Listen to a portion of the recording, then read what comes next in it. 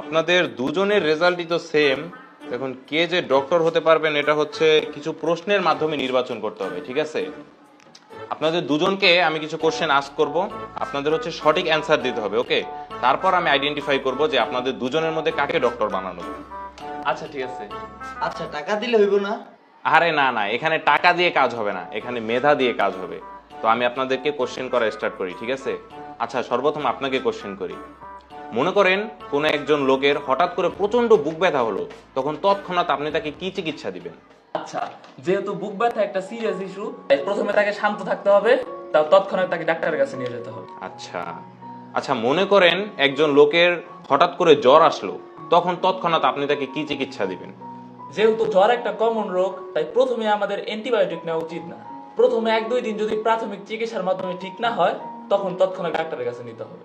ঠিক আছে, right answer. এখন কথা হচ্ছে, আপনার দাদা নানা কেউ কি ডক্টর ছিলেন?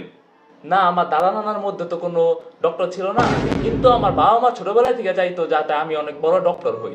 এই জন্য তাদের স্বপ্ন পূরণ করার জন্য আমি ছোটবেলা থেকে অনেক পড়াশোনা করেছি। আচ্ছা ঠিক আছে, আপনার ব্যাপারটা আমি দেখতেছি। আমি এখন আপনাকে কোশ্চেন করব, ঠিক আছে? ধরেন কারো হঠাৎ করে প্রচন্ড বুক ব্যথা হলো, তখন আপনি তাকে তৎক্ষণাৎ কি চিকিৎসা দিবেন? স্যার হঠাৎ করে যদি কারো বুকে ব্যথা হয় তাহলে প্রথমেই তাকে নাপা খাওয়াইতে হইব, আর তারপরেও যদি ব্যথা না কমে তাইলে আর কি নাপা এক্সট্রা খাওয়াইতে হইব।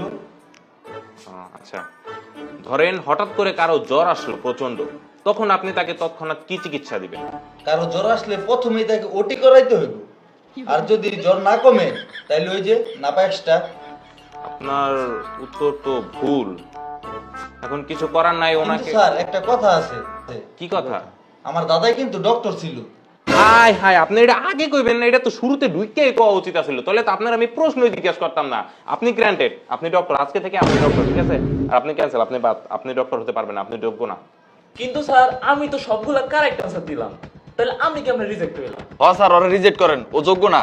আরে ভাই, আপনারা আমি তো ছোটবেলা থেকে একসাথে বড় হয়েছি, একসাথে খেলছি, একসাথে থাকছি। আপনি এখানে চাকরি করেন, আপনি হলে আমাকে সুপারিশ করে দিবেন, তাই না করে আপনি আমাকে রিজেক্ট করার কথা বলতেছেন। ধর বেটা, তোর মেয়ে থাকে না আমার চাকরি আগে, আমি ইসলাম সেমি করে চাকরিটা পাইছি, তোর রিজেক্ট করতে আমি প্রমোশন পাবো। স্যার ওরে পিড়াই বের করতে হবে না, খালি কন পিড়াই বের করে লাই। বিয়ে বাইর করতে হলে তো ভালোই হয়, তো তোমার প্রমোশনটা আজকেই দিয়ে দিন, চামচা থেকে ডিরেক্ট নার্স হয়ে যাবে।